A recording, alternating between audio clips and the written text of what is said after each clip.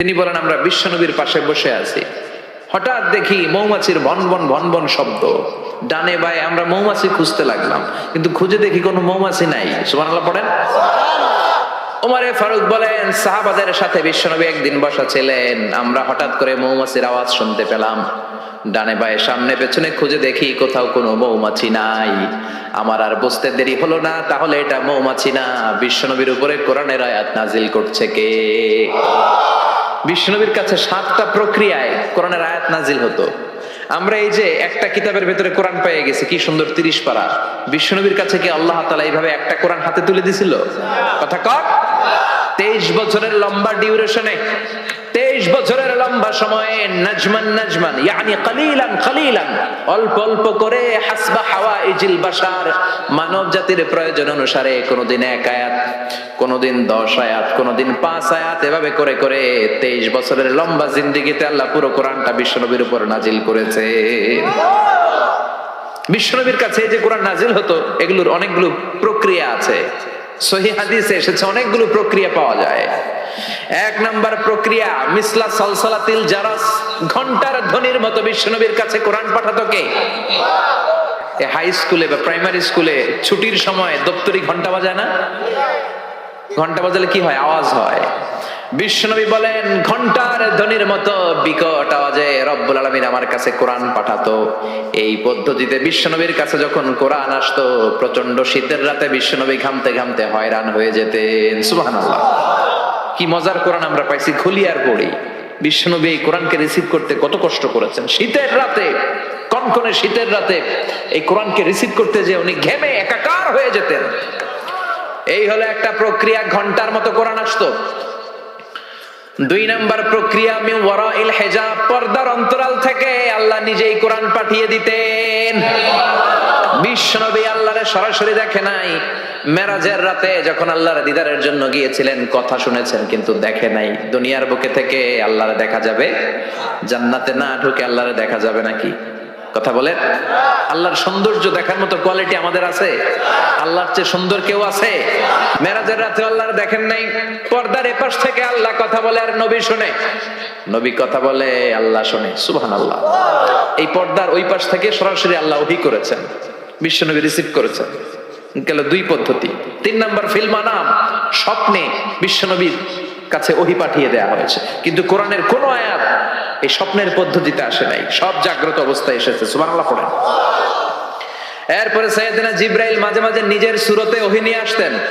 2 বার বিশ্বনবী সাইয়েদনা জিবরাইলকে নিজের সূরতে দেখেছিলেন। 1 দেখেছিলেন হেরা গুহায়, 2 দেখেছিলেন সিদরাতুল মুনতাহায়। সাইয়েদনা জিবরাইলের সূরতে যখন সাইয়েদনা জিবরাইল কোরআন নিয়ে আসতেন, তখনও বিশ্বনবী ভয় পেয়ে যেত। আল্লাহু আকবার। এরপরে আরেকটা পদ্ধতি হচ্ছে, বিসূরাতিন নাস ইয়াতামাসসালু লাহু আল মালাকু রাজুলান। সাইয়েদনা জিবরাইল ওনার নিজের সূরাতে আসতো না, মানুষের সূরাতে আসতো। বিশ্বনবী বলতেন, এইভাবে কোরআন আসলে আমার রিসিভ করতে খুব আরাম লাগতো, কারণ মানুষ দেখা যাইতেছে, মানুষ কয় আর মানুষ শুনে, রিসিভ করতে বড় মজা। চিল্লায় এখন সুবহানাল্লাহ।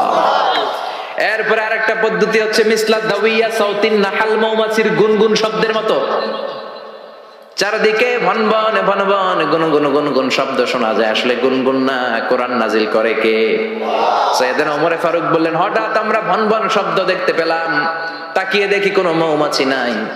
হঠাৎ দেখলাম বিশ্বনবী আমাদের দিক থেকে চেহারাটা ঘুরিয়ে কাবার দিকে করলেন। হঠাৎ কিছুক্ষণ বিশ্বনবী একা একা মনোযোগী হয়ে কি যেন নিলেন, তারপরে আবার আমাদের দিকে মুচকি হেসে বললেন, ও সাহাবীরা শোনো, এইমাত্র কোরআনের 10টা আয়াত আল্লাহ আমার উপর নাজিল করেছে।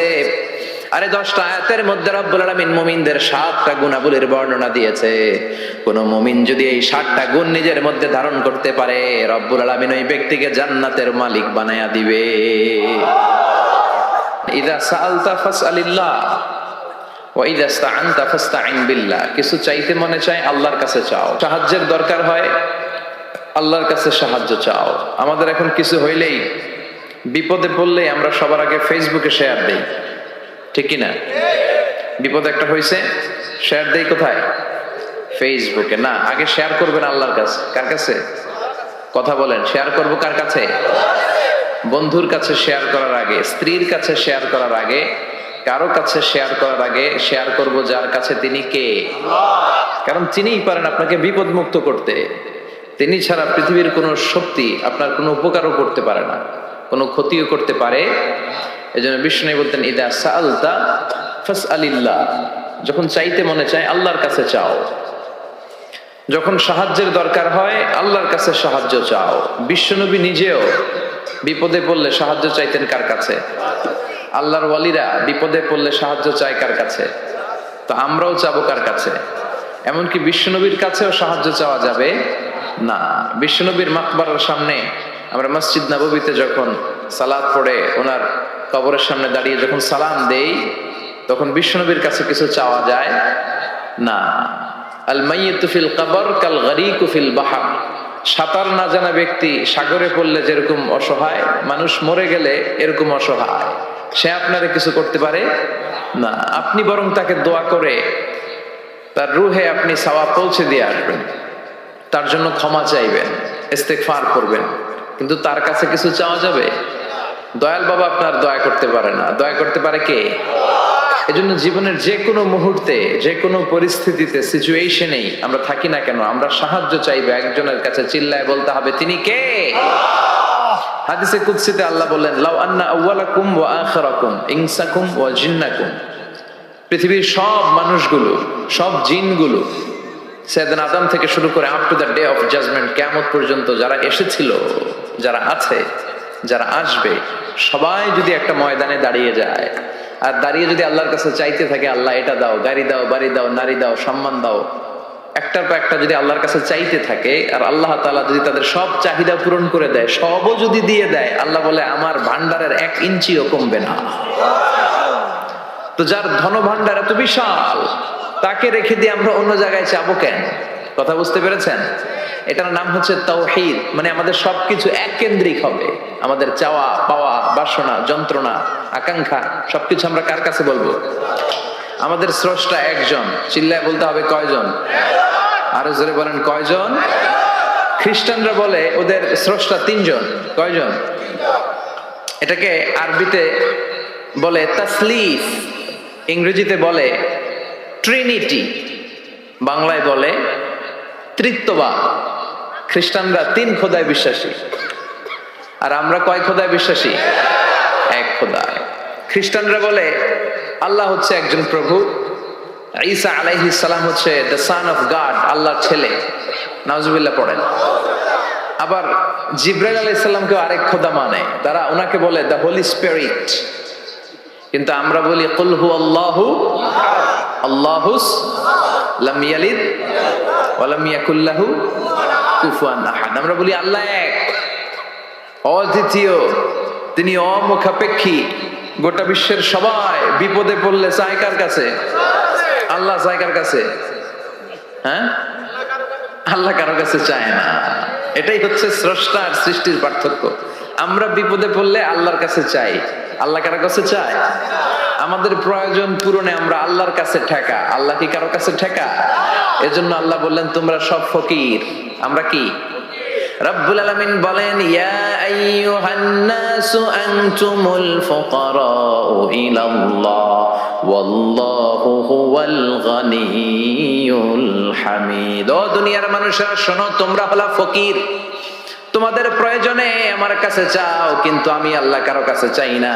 আমরা সবাই ফকির। আমরা কি? তাহলে ধনী কে? এজন্য আমরা ফকির, উনি হচ্ছেন ধনী। এজন্য সব বিপদে আপদে ওই ধনী আল্লাহর কাছে, অমুখাপেক্ষী আল্লাহর কাছে চাইতে রাজি আছেন তো? ছেলে হয় না, চাইবেন কার কাছে? মেয়ে হয় না, চাইবেন কার কাছে? এক মসজিদে যে সেজদায় পড়ে কাঁদলেই আল্লাহ মনের সব বাসনা পূরণ করে দেয়, ঠিক কি না? আবার বিশ্বনবী বলতেন বিপদে পড়লে, যদিও বিপদটা ছোট হয়, আল্লাহর কাছে চাও। বিশ্বনবী বলতেন তোমার পায়ের জুতার ফিতাও যদি ছিঁড়ে যায়, মুচির দোকানে যাওয়ার আগে চাইবা কার কাছে? পায়ের জুতা ছিঁড়ে গেলে ঠিক করার জন্য কার কাছে যাই? আল্লাহর কাছে বলে যায়। মুচির দোকানে যাই না? তো বিশ্বনবী বলেন মুচির দোকানে যাওয়ার আগে আগে একবার আল্লাহর কাছে চাইও। সুবহানাল্লাহ পড়ে বিশ্বনবী নামাজ শেষ করলেন। নামাজ শেষ করে বিশ্বনবী সাহাবাদের দিকে মুখ ফিরিয়ে বসতেন আর বলতেন আল্লাহু আকবার। কি বলতেন? 3 বার পড়তেন আস্তাগফিরুল্লাহ, আস্তাগফিরুল্লাহ,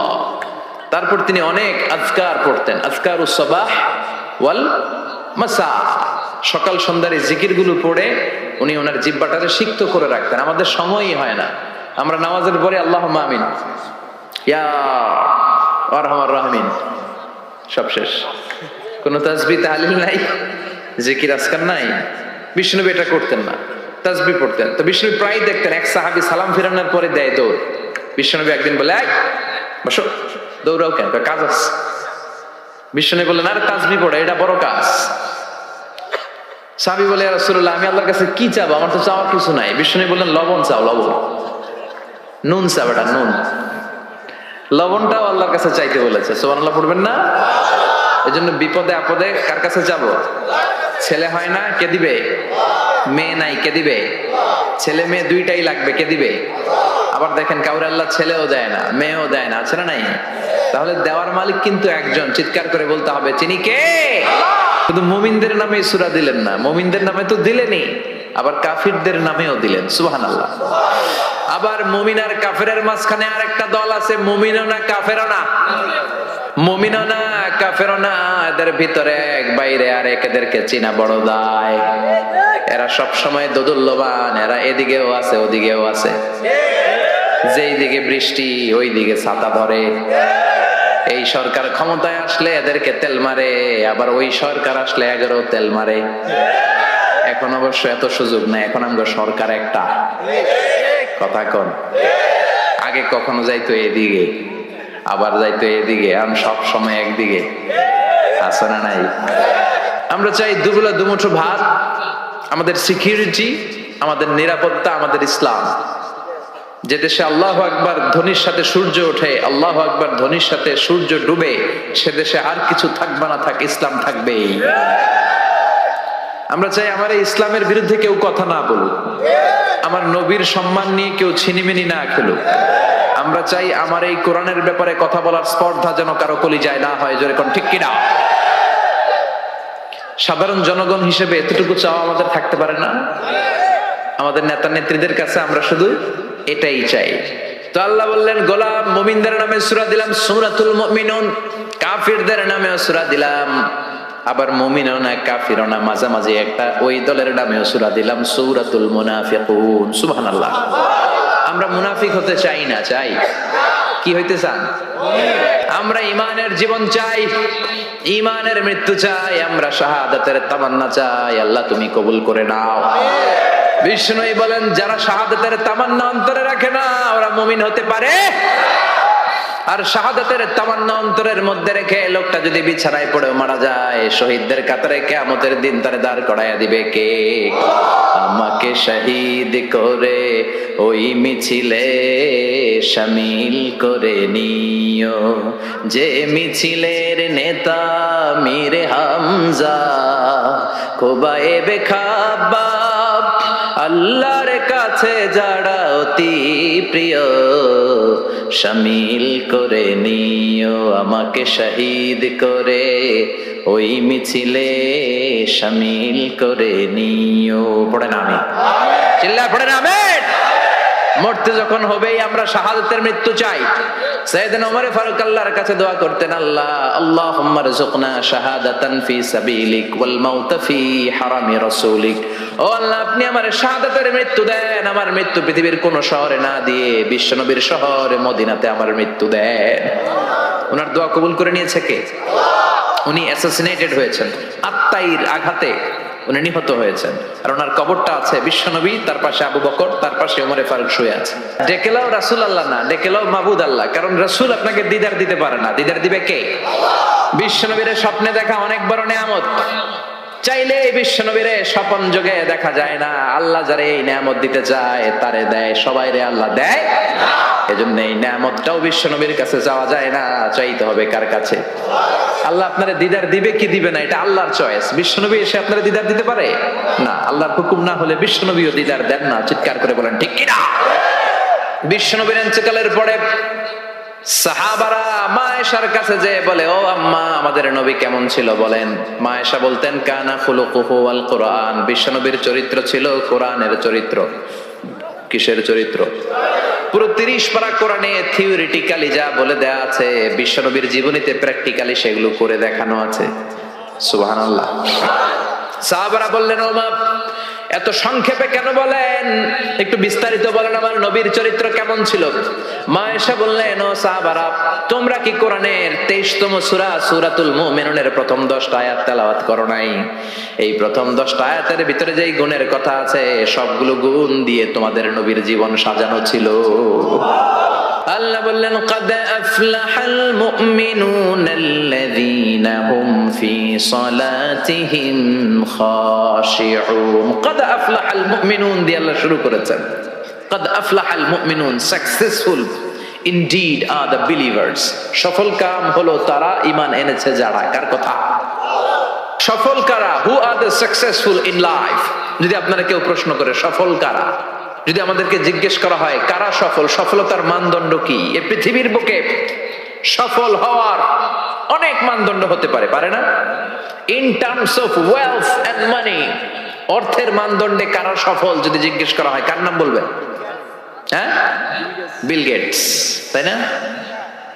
মাইক্রোসফট কোম্পানির মালিক, কত টাকার যে সে মালিক সে নিজেও জানে না। আর আর কে আছে এরকম সফল? ওয়ারেন বাফেট, অনেক বড় ধনী। আর কে আছে? স্টিভ জবস, অ্যাপল কোম্পানির মালিক, তাই না? প্রিন্স ওয়ালিদ বিন তালাল, একটা প্লেন আছে, নিজের জেট প্লেন, যে প্লেনটার 70% স্বর্ণ দিয়ে বানানো প্লেন, এটার 70% মেড অফ গোল্ড। তাহলে অর্থের মানদণ্ডে যদি বলি সফল কারা, এদের নাম আসবে। ক্ষমতার মানদণ্ডে সবচেয়ে বড় ক্ষমতাশীল। এরপরে আর কে আছে? Vladimir Putin, president of Russia. এরপরে নরেন্দ্র মোদী, চীনের, ওটার নাম কি? চীনের আগে ছিল হু জিনতাও, কি নাম? ওয়াং ফুয়াং সোয়াং জোয়াং খোয়াং, এগুলো বললে ওদের নাম হয়ে যায়। তোর নাম হচ্ছে হু জিনতাও। এখন আরেকটা কি যেন জি জিং, এরকম একজন আসছে। হ্যাঁ, জি জিং ক্ষমতার মানদণ্ডে অনেক ক্ষমতাশীল। অ্যাঞ্জেলা মার্কেল আছে, এটা এরা হচ্ছে ক্ষমতার মানদণ্ডে সফল। তাহলে অর্থের মানদণ্ডে একদল সফল, ক্ষমতার মানদণ্ডে আরেক দল সফল। এবার যদি বলি in terms of name and fame, ক্ষমতা নয়, অর্থ নয়, জনপ্রিয়তা বললেই চিনে। মেসি আছে না নাই? ওই সব চিনে, মুখস্থ। নাম কি? মাসিনা বেটা, মেসি। নেইমার আপনিও জানেন, সর্বনাশ, কিয়ামতের আলামত, হুজুরও জানে। কি নাম? নেইমার। আর কি আছে এরকম? রোনাল্ডো। আর কি আছে? এক নামে চিনে, গোটা বিশ্ব চিনে। বাংলাদেশের জনপ্রিয়তার বিচারে যদি বলি, এক নামে শেখ হাসিনা, সবাই চিনে। হ্যাঁ, খালেদা জিয়া এক নামে চিনে, মাশরাফি বিন মুর্তজা এক নামে চিনে। এখন আর একটা আছে হিরো আলম, আছে না নাই? In terms of name and fame, আল্লামা দেলোয়ার হোসেন সাঈদী এক নামে 17 কোটি বাংলাদেশের মানুষ চিনে। চিল্লায় বলো ঠিক কিনা? এটা হচ্ছে in terms of name and fame, খ্যাতি, যশ, জনপ্রিয়তা। তার মানে দুনিয়ার বুকে অর্থের মানদণ্ডে কিছু লোক সফল, আবার ক্ষমতার মানদণ্ডে কিছু লোক দুনিয়ার বুকে সফল, আবার জনপ্রিয়তার মানদণ্ডে কিছু নাম বললেই সবাই চিনে। অমিতাভ বচ্চন, শাহরুখ খান, আমির খান, সালমান খান, খয়ার খান, আছে না নাই? তো অর্থের মানদণ্ডে কেউ সেরা সফল, ক্ষমতার মানদণ্ডে কেউ সফল, জনপ্রিয়তার মানদণ্ডে সফল। আল্লাহ বলে আমার কাছে এগুলো মানদণ্ড না। আল্লাহ বলে ক্ষমতা আমার কাছে মানদণ্ড না সফল হওয়ার, অর্থ আমার কাছে সফলতার মানদণ্ড না, জনপ্রিয়তাও আমার কাছে সফলতার মানদণ্ড না। আমার কাছে সফলতার মানদণ্ড হলো ঈমান। আল্লাহর কাছে সফলতার মানদণ্ড কি? দুনিয়াতে আপনার টাকা আছে, ক্ষমতা আছে, আপনি বের হলে সামনে গাড়ি, পেছনে গাড়ি, সামনে পুলিশ, পেছনে পুলিশ, সামনে বডিগার্ড, পেছনে বডিগার্ড, কিন্তু আল্লাহর কাছে এই ক্ষমতার 4 আনা দাম নাও থাকতে পারে। চিল্লা এখন ঠিক কিনা? আল্লাহ বলেন ক্ষমতা আমার কাছে সফলতার মানদণ্ড না, অর্থ আমার কাছে সফলতার মানদণ্ড না, জনপ্রিয়তা আমার কাছে সফলতার মানদণ্ড না, আমি আল্লাহর কাছে সফলতার মানদণ্ড হলো ঈমান। আল্লাহর কাছে সফলতার মানদণ্ড কি? ঈমান যদি না থাকে তার কোনো দাম in the day of judgement আল্লাহর কাছে আছে? চিল্লায় বলেন আছে? সেজন্য আল্লাহ বললেন ক্বাদ আফলাহাল মুমিনুনাল্লাযীনা হুম ফি সালাতিহিম খাশিউন। এই দুনিয়া এবং আখিরাতে সফল হয়েছে তারা, আল্লাহর উপর ঈমান এনেছে যারা। ঠিক কি না? সফল হয়েছে কারা? ঈমান এনেছে যারা। চিল্লায় উত্তর দেন, সফল হয়েছে কারা? নাকি যাদের টাকা বেশি এরা সফল, ক্ষমতা বেশি এরা সফল, এক নামে সারা বিশ্ব চিনে সেলিব্রিটি এরা সফল? সফল হচ্ছে ঈমানদার। আমরা সেই ঈমানদার গোষ্ঠীর মানুষ, আমরা সেই ঈমানের পথের সৈনিক। চিল্লায় বলেন ঠিক কি না? আল্লাহ বললেন ক্বাদ আফলাহাল মুমিনুনাল্লাযীনা হুম ফি সালাতিহিম খাশিউন। আমার কাছে সফলতার মানদণ্ড হলো ঈমান। আমার কাছে সফল হলো তারা, ঈমান এনেছে যারা। কিন্তু ঈমানটা আধা আধা মানলে হবে না, পুরাপুরি ঈমান থাকতে হবে। ঠিক কি না? কেউ যদি বলে কোরআনের আধা মানি না, মুমিন না কাফের? কেউ যদি বলে আমি এই সূরা মানি ওই সূরা মানি না, মুমিন না কাফের? কেউ যদি বলে আমার যেটা ভাল লাগে, আমার দলের জন্য যেটা সুবিধা ওইটা মানি, আমার দলের জন্য যেটা ঝামেলা ওইটা মানি না, এরকম আছে না নাই? মিষ্টি খাওয়ার সুন্নত মানে, মায়ের খাওয়া যে সুন্নত মানে না, আছে না নাই? মিষ্টি মিষ্টি কথা মানে, ঝুঁকি নেওয়া যে সুন্নাত ওইটা মানে না, এরকম আছে না নাই? সুন্নাত নয় শুধু সুমধুর আলাপন, আর সুন্নাত হলো হুঙ্কার গর্জন। ঠিক কি না? সুন্নাত শুধু নয় নির্জন ধ্যানে যাওয়া, আর সুন্নাত হলো পাথরের আঘাত খাওয়া। মুহাব্বতে তার সুদিনের সাথী তুমি, দুর্দিনেও তার পাশে থাকো কি? আরো কিছু সুন্নাত আছে তুমি জানো কি? জানলেও জীবনে কখনো তা মানো কি? সুন্নাত নয় শুধু দাওয়াতের মেহমান, সুন্নাত নয় শুধু খাওয়া শেষে মধুপান, আরো কিছু সুন্নাত আছে তুমি জানো কি? জানলেও জীবনে কখনো তা মানো কি? চিল্লায় বলেন ঠিক কি না? তার মানে আল্লাহর কাছে সফলতার মানদণ্ড হলো ঈমান। কিন্তু সাধারণ ঈমান নয়, ঈমানটা হতে হবে পূর্ণাঙ্গ ঈমান। কিছু মানলাম না, এমন করা যাবে? মানলে পুরোটাই মানতে হবে। কার কথা? চিল্লায় বলেন কথাটা কার? আবার আল্লাহ বললেন ঈমান আনলে নির্ভেজাল ঈমান থাকতে হবে। ওই ঈমানের মধ্যে শিরক থাকলে হবে নাকি? কথা কোন?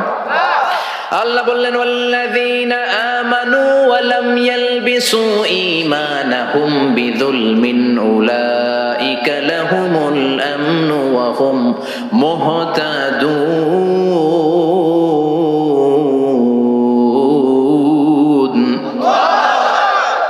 ঈমান আনার পরে ঈমানের সাথে যদি শিরকে তোমরা না মিলাও, তখন তোমাদের ঈমানটা নির্ভেজাল ঈমান হবে। তখন দুনিয়ার জীবনে তোমাদেরকে নিরাপত্তা দিবে কে? আবার হেদায়েত দিয়ে তোমাদেরকে ধন্য করবে কে? তার মানে ঈমান হতে হবে নির্ভেজাল। ঈমানের মধ্যে শিরক থাকলে হবে? কথা কন। আল্লাহ সব মাফ করে, শিরক মাফ করে? করে না। আপনি কিয়ামতের দিন পাহাড় পরিমাণ গুনাহ নিয়ে আল্লাহর সামনে হাজির হয়েছেন, কিন্তু এই গুনার মধ্যে শিরকের গুনাহ নাই। আল্লাহ বললেন তাহলে আমি পাহাড় পরিমাণ দয়া নিয়ে তোর কাছে হাজির হয়ে যাব। আবার আমরা যখন নামাজে দাঁড়াই, আল্লাহ বললেন ওযু করলি ভালো কথা, মসজিদে ঢুকলি ভালো কথা, নামাজের কাতারেও দাঁড়ালি ভালো কথা, কিন্তু আগে বল শিরকের সাথে সম্পর্ক আছে নাকি? আমরা বলি ওয়াজ্জাহাতু ওয়াজহিয়া লিল্লাযী ফাতারাস সামাওয়াতি ওয়াল আরদা হানিফান ওয়া মা আনা মিনাল মুশরিকিন। আমরা নামাজের শুরুতে ঘোষণা দেই আল্লাহ ওমা আনা মিনাল মুশরিকিন। আল্লাহ আমরা শিরক করি না, শিরকের সাথে আমাদের কোনো সম্পর্ক। আবার যখন হজ করতে যাই, লক্ষ লক্ষ হাজী সাহেবান আরাফাতের ময়দানে কাঁদে, আল্লাহর কাছে ডাকে, আল্লাহরে ডাকতে থাকে। আল্লাহ বলে ডাকাডাকি পরে কর, হজ পরে কর, আগে বল শিরক করস নাকি? তখন সবাই ঘোষণা দেয় লাব্বাইক আল্লাহুম্মা লাব্বাইক লাব্বাইক লা শারীকা লাক লাব্বাইক, আল্লাহ আপনার সাথে শরীক করি না। এই ঘোষণা দেওয়ার পরে এরপরে হজ কবুল হয়, এরপরে সালাত কবুল হয়। তাহলে ঈমান হতে হলে এটা নির্ভেজাল ঈমান হতে হবে। ওই ঈমানের সাথে শিরকের কোনো ছোঁয়া কোনো ছিটে ফোঁটা সেখানে থাকতে পারবে। আল্লাহ বলে ঈমান যদি নির্ভেজাল হয় আর যদি ঈমানটা পাকাপোক্ত হয় তাহলে তোমাদের সাহায্যের জন্য গায়েবী মদদ আমি পাঠিয়ে দেব। সুবহানাল্লাহ। ওয়ালা তাহিনু ওয়ালা তাহজানু ওয়া আনতুমুল আ'লাউনা ইন কুনতুম মুমিনিন। ভয় নাই, বিপদ নাই, চিন্তা নাই। ঈমানদারের মতো যদি ঈমানদার হও, ঈমানটা যদি ওই রকম হয় তাহলে কোনো চিন্তা নাই, আমি আল্লাহর সাহায্য তোমাদের সাথে আছে না নাই? নবীদের ঈমান ছিল সেই রকম ঈমান, ঈমানের মতো ঈমান, ঠিক কি না? নবী মুসার মতো ঈমান হলে রাস্তা হবে সাগর জলে। নবী ইউসুফের মতো ঈমান হলে একে একে দরজা খুলে। নবী ইব্রাহিমের মতো ঈমান যদি আজ থাকে বিদ্যমান, অগ্নিকুণ্ডে দেখতে পাবে খুবসুরত এক ফুল বাগান। সুবহানাল্লাহ পড়েন। এজন্য ঈমানের মতো ঈমান হলে সাহায্য পাঠাবে কে?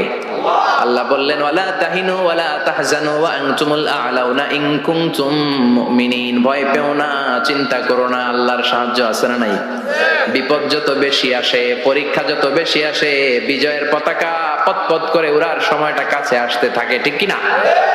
আকাশে যখন ঘুটঘুটে বেশি অন্ধকার দেখা যায়, প্রচন্ড অন্ধকারে যখন আকাশ একেবারে ছেয়ে যায়, রাত্রি যখন গভীর হয়ে যায়, সুবহে সাদিকের আলো আসার সময়টা কাছে আসতে থাকে, ঠিক কিনা? গর্ভবতী নারীর পেটের প্রসব বেদনা যত বেড়ে যায়, নতুন মেহমান দুনিয়াতে আসার সময় ঘনাতে থাকে, তেমনি ইমানদারের উপর আযাব গজব অত্যাচার যত বাড়তে থাকে, ইসলামের বিজয়ের সময়টাও কাছে আসতে থাকে। এজন্য ঈমান হতে হবে ঈমানদারের মতো, ঈমান হতে হবে পাক্কা ঈমান। চিল্লায় বলেন ঠিক কিনা? সে আল্লাহ বললেন قد أفلح المؤمنون الذين هم في صلاتهم خاشعون. Successful indeed are the believers. সফল হলো তারা ঈমান এনেছে যারা। কার কথা? চিল্লায় বলেন। জিমায় পড়ছেন? কষ্ট হচ্ছে? সফল হলো তারা ঈমান এনেছে যারা। তবে শুধু ঈমানদার বলে হাত তুললেই হবে না, 7টা গুণ সেই ঈমানদারের ভেতরে থাকার দরকার আছে না নাই? 1 নাম্বার গুণ আমরা শুরু করছি, কানগুলো খরগোশের মতো খাড়া করে শুনেন। ঈমানদারেরা যখন নামাজের মুসল্লায় দাঁড়ায়, দিন দুনিয়ার হুঁশ তাদের থাকে না, তাদের অন্তরটা চলে যায় আল্লাহর আরশের দিকে, ঠিক কি না? বিশ্বনবী বলতেন আনতা আবুদাল্লাহা কান্নাকা তারাহু, এমন ভাবে নামাজ পড়ো যেন তুমি আল্লাহরে দেখছো। ফাইন লাম তাকুন তারাহু ফাইন্নাহু ইয়ারাক, এটা যদি মনে করতে কষ্ট হয় অন্তত এটা ভাবো যে আল্লাহ তোমায় দেখছে, ঠিক কি না? নামাজে যখন দাঁড়াবেন ভাববেন আমি আল্লাহরে দেখতেছি। এটা ভাবা অনেক কঠিন, এটা জানাশোনা লোকেরা পারে না। যদি না পারেন তাহলে অন্তত এটা ভাবেন যে আল্লাহ আপনারে দেখতেছে, আল্লাহ ইজ ওয়াচিং মি, আল্লাহ আমাকে দেখছে। তো আমি আল্লাহরে দেখতেছি আর আল্লাহ আমারে দেখতেছে। সুফিরা এটারে 2টা ক্লাস করছে, একটা নাম দিছে মুশাহাদা আর একটা নাম দিছে মুরাকাবা। মুশাহাদা মানে আমি নিজে দেখি, আর মুরাকাবা মানে আমি দেখি না, আমারে দেখে কে? কেউ যেটা দেখে না দেখে কে? কেউ যেটা শোনে না শোনে কে? আল্লাহ আপনারে দেখতেছে। নামাজের মুসল্লা এই চিন্তাটা করলে খুশু খুদু বাড়ায় দিবে কে? খুশু মানে ভয়। কার ভয়? কথা বলেন। যাদের হৃদয়ে আছে আল্লাহর ভয়, তারা কবু পথ ভুলে যায় না। আল্লাহর প্রেম ছাড়া এই দুনিয়ায় কারো কাছে কোনো কিছু চায় না। রাতের আধারে যারা সেজদাতে রয়, দু চোখের শ্রুতে নদী যেন বয়। রাতের আধারে যারা সেজদাতে রয়, দু চোখের শ্রুতে নদী যেন বয়। ছলনার হাতছানি যতই আসুক, পেছনে ফিরেও সে তাকায় না। যাদের হৃদয়ে আছে আল্লাহর ভয়, তারা কবু পথ ভুলে যায় না। আল্লাহর প্রেম ছাড়া এই দুনিয়ায় কারো কাছে কোনো কিছু চায় না, কারো কাছে কোনো কিছু চায় না, ঠিক না? খুশু মানে আল্লাহর ভয়। আল্লাহর ভয় নিয়ে যদি কেউ মুসল্লার মধ্যে নামাজের জন্য দাঁড়ায়, তার মন ডানে বায়ে কোনো দিকে যেতে পারে নাকি? কথা বলেন। তার নজরটা থাকবে তার সিজদার দিকে। বান্দা যখন সিজদা থেকে নজর ডানে নেয়, আল্লাহ বলে বান্দা ফিরে আয়। আবার যখন বাম দিকে নজর করে, আল্লাহ ডাক দিয়ে বলে আকবিল ইয়া ইবাদি, আকবিল, ফিরে আয়। আবার যখন উপরের দিকে তাকায় বলে ফিরে আয়। এরকম আছে না নাই? নামাজও পড়ে এমনি, নামাজও পড়ে আবার এমনি চায়, নামাজও পড়ে আবার ঘড়ির দিকে চায়, আছে না নাই? না, আল্লাহ বলে আকবিল, বান্দা ফিরে আয়, ফিরে আয়, তাকাবি তো সেজদার দিকে। তিনবার নজর ডানে বায়ে যখন ঘোরানো হলো, তিনবারও যখন নজর ফিরায় না, আল্লাহ তখন ডেকে বলে লা হাজাতা লি লা সলাতিক, এই নামাজের কোনো দরকার আমার নাই। যে আল্লাহর জন্য ওযু করলেন, সময় দিলেন, এতক্ষণ ধরে নামাজ পড়লেন, ওই আল্লাহ যদি বলে তোর নামাজের দরকার নাই, তো কারে দিলেন নামাজ? এজন্য নামাজের মধ্যে তাড়াহুড়ো করা যাবে? খুশু, খুদু, খুশু মানে আল্লাহর ভয়। নামাজে যখন দাঁড়াবেন শুধু নিজেরাই মুসল্লি বানাবেন না, মনটারে মুসল্লি বানাবেন। আমরা শুধু নিজেরা নামাজি হই, মনটারে নামাজি বানাই না। আমি ঠিকই আল্লাহু আকবার, মন চলে গেছে সৌদি আরব, মন চলে গেছে হিন্দি সিনেমার দিকে, মন চলে গেছে দোকানের দিকে, মন চলে গেছে ক্রিকেট খেলায়, আছে না নাই? উনি কিন্তু মুসল্লি, মসজিদে উনি কি মুসল্লি, উনি হাতে পায়ে একেবারে মুসল্লি, কিন্তু মনটারে মুসল্লি বানায় নাই। এজন্য মনটারেও নামাজি বানাতে হবে। আমরা বলি মনটারে কাজ দেন, মনটারে কখনো অলস বসে থাকতে দেয়া যায় না। আপনিও মুসল্লি হবেন, মনটারেও মুসল্লি বানাতে হবে, তা না হলে মন ডানে বায়ে ঘুরবে। মনের আরবি হচ্ছে কলব। কলব মানে যেটা নাড়াচাড়া করে। এটা এখন এদিকে, পরে ঢাকায়, এরপরে সৌদি আরব, এরপরে আমেরিকা। এটার পাসপোর্টও লাগে না, ভিসাও লাগে না, এটা খালি দৌড়ায়, ঠিক কিনা? এজন্য মনটারে নামাজি বানানোর দরকার আছে না নাই? এজন্য আল্লাহ বললেন কদ আফলাহাল মুমিনুনাল্লাযীনা হুম ফি সালাতিহিম খাশিউন। মুমিন বান্দাদের প্রথম গুণাবলী হলো, মুমিন বান্দারা যখন নামাজে পড়ে মনটারে নিয়ে নামাজ পড়ে, নিজেও নামাজি, মনটাও নামাজি, ঠিক কিনা? আমাদের অনেকের নামাজে মন বসে না। আমাদের অনেকে বলে হুজুর নামাজে দাঁড়ালে মন সাথে থাকে না, নামাজে শুধু ভুল হয়, সূরা যে কয়বার পড়ে নিজেও জানি না। এরকম আছে না নাই? এদিকে ওদিকে চলে যায়। এখন মনটারে কিভাবে আপনি এক জায়গায় আনবেন, কনসেন্ট্রেট করবেন কিভাবে? বিশ্বনবী একবার মসজিদে ঢুকে দেখলেন এক সাহাবী নামাজ পড়তেছে, আল্লাহু আকবার, নামাজের মধ্যে এরকম করতেছে। এরকম করে না অনেকে? নামাজের পরে দাড়িও টানে, দাড়িও চুলকে, আছে না নাই? নামাজ পরে জামাও সোজা করে, নামাজ পরে দাড়িও টানে। বিশ্বনবী বললেন লাউ খাশাআত কলবুহু লা খাশাআত জাওয়ারিহুহু, এর অন্তরে যদি আল্লাহর ভয় থাকতো তাহলে এর অঙ্গ প্রত্যঙ্গের মধ্যেও এই ভয়ের ইম্প্যাক্ট পড়তো। এই সাহাবীর অন্তরে আল্লাহর ভয় নাই, খুশু নাই, এজন্য হাতে পায়ের মধ্যেও খুশু নাই, হাত একবার এদিকে নড়ে আরেকবার ওদিকে নড়ে। আমাদের এরকম সমস্যা আছে না নাই? বিশ্বনবী বললেন তোমাদের যদি খুশু খুদু নামাজের মধ্যে বাড়াতে মনে চায়, নামাজের মুসল্লায় দাঁড়িয়ে হৃদয়টারে যদি আল্লাহর আরশে পাঠিয়ে দিতে মনে চায়, তাহলে নামাজের মুসল্লায় যখন দাঁড়াবা মনে করবা এটাই হতে পারে জীবনের শেষ নামাজ। 5টা টিপস দিব আপনাদের মনোযোগ বাড়ানোর জন্য। 5টা। কয়টা? নামাজে মনোযোগায়ন কিভাবে করবেন 5টা টিপস খেয়াল করে রাখেন, কিভাবে নামাজের মনোযোগ বৃদ্ধি করবেন। টিপস নাম্বার 1, সল্লু সলাতান মুআদ্দিয়া, বিদায়ী নামাজ পড়বেন। মনে করবেন হতে পারে আজকে এই নামাজটাই আমার জীবনের শেষ নামাজ। এখন বাজে 10:30, আপনাকে বলা হলো আজ রাত 1টার দিকে আপনার জীবনের হায়াত ফুরিয়ে যাবে। চলে যাওয়া লাগবে না? আমাদের থাকতে পারবো আমরা? চলে যাওয়া লাগবে। রাত 1টায় মালাকুল মউত চলে এসে রূহ কবজ করে নিয়ে যাবে। আর 1.5 ঘন্টা আপনার হাতে সময়। এই 1.5 ঘন্টায় আপনি নামাজ রোজা যা পারেন করে নেন। আপনার হুঁশ থাকবে? কথা কম। 1.5 ঘন্টা পরে আপনার মরণ। আপনি তাড়াতাড়ি করে ওযু করে আসবেন, যা নামাজে দাঁড়াবেন, মনে মনে ভাববেন আজকে জনমের মতো মাফ চামু আল্লাহর কাছে, আকাম কুকাম যা করছি সব কাইন্দা একেবারে মাফ করায় ফেলাম আল্লাহর কাছে, ঠিক কিনা? সেদিন আপনি ওযু করবেন চমৎকার ভাবে পাঞ্জাবিটা পরে, আতর মেখে, টুপিটা পরে মুসল্লার মধ্যে দাঁড়িয়ে আল্লাহু আকবার বলে নামাজ শুরু করবেন। ওই দিনের নামাজে আপনার কোনো তাড়াহুড়ো নাই। আছে? আজীবন তাড়াহুড়ো করছেন, কিন্তু ওই দিন আপনার তাড়াহুড়ো নাই। ওই দিনের রুকুটা আপনার জীবনের শ্রেষ্ঠতম রুকু হয়ে যাবে। ওই দিনের সেজদাটা আপনার জীবনের শ্রেষ্ঠতম সেজদা হয়ে যাবে। ওই দিন আপনি সেজদায় পড়ে চোখের পানি দিয়ে জায়নামাজ ভিজিয়ে দিবেন। দিবেন না? কথা বলেন, দিবেন না? এর কারণ আপনি জেনে গেছেন এটাই আপনার জীবনের শেষ নামাজ, ঠিক কিনা? তো এই যে প্রত্যেক নামাজের সময় মসজিদে যে আল্লাহু আকবার বলে যে দাঁড়াই, এই নামাজের পরে আবার কোন নামাজের চান্স আমি জীবনে পাবো কিনা কোনো গ্যারান্টি আছে? চিল্লায় বলতে হবে, গ্যারান্টি আছে? আরো 30 মিনিট আমরা সবাই বেঁচে থাকবো, গ্যারান্টি? আরো 10 মিনিট বাঁচবো, গ্যারান্টি? শ্বাস যেটা ভিতরে নিলাম ফেলতে পারবো, কোনো গ্যারান্টি আছে? তাহলে প্রতিটা নামাজের সময় আমরা এই কথাটা ভাবি না কেন যে হতে পারে এই নামাজটাই আমার জীবনের শেষ নামাজ, হতে পারে আজকের এই সেজদাটা আমার জীবনের শেষ সেজদা। চিল্লায় বলেন ঠিক কিনা?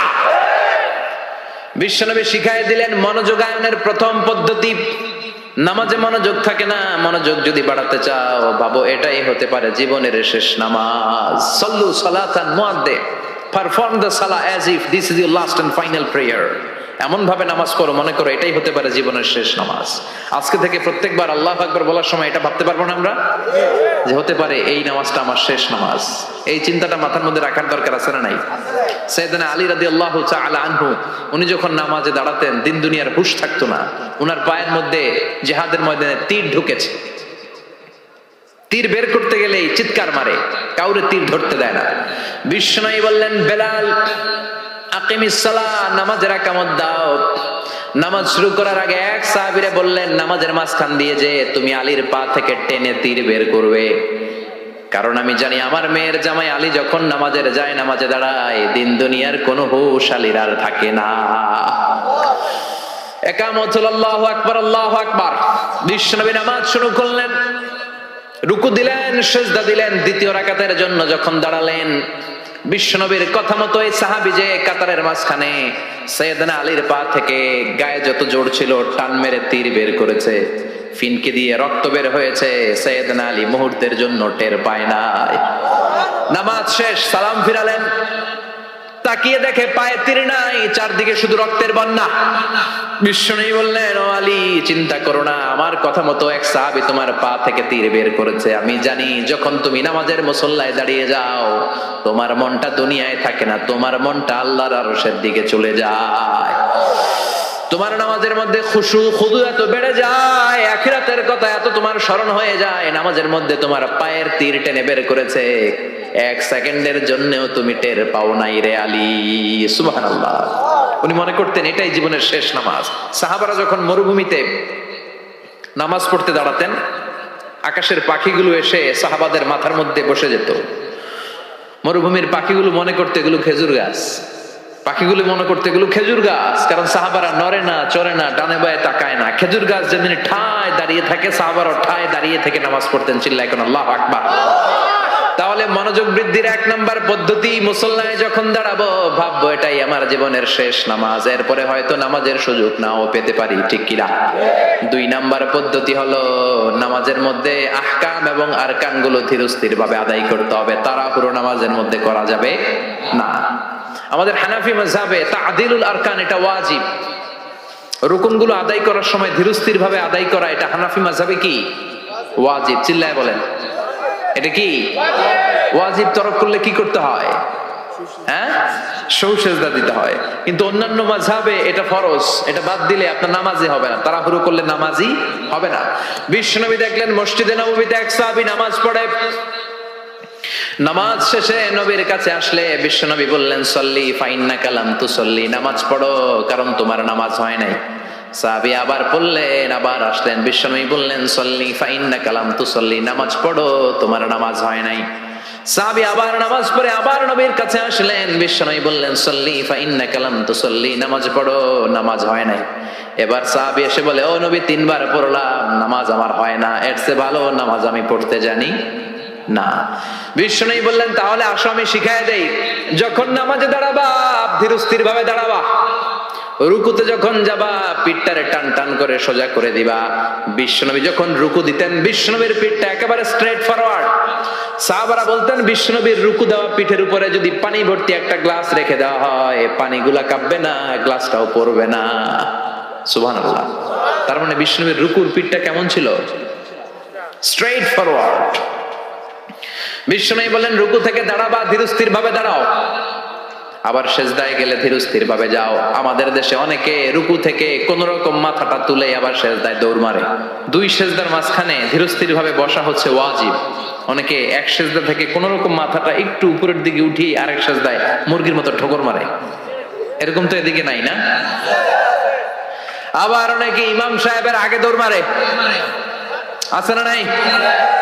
ইমাম সাহেব সামি আল্লাহু লিমান হামিদা বলে দাঁড়াইছে, ওনার আর সহ্য হয় না, উনি আগে সেজদা দিবে, কিন্তু ইমামের আগেও যাইতে পারে না, মাঝখানে যাই হ্যাং হয়ে থাকে, আছে না নাই?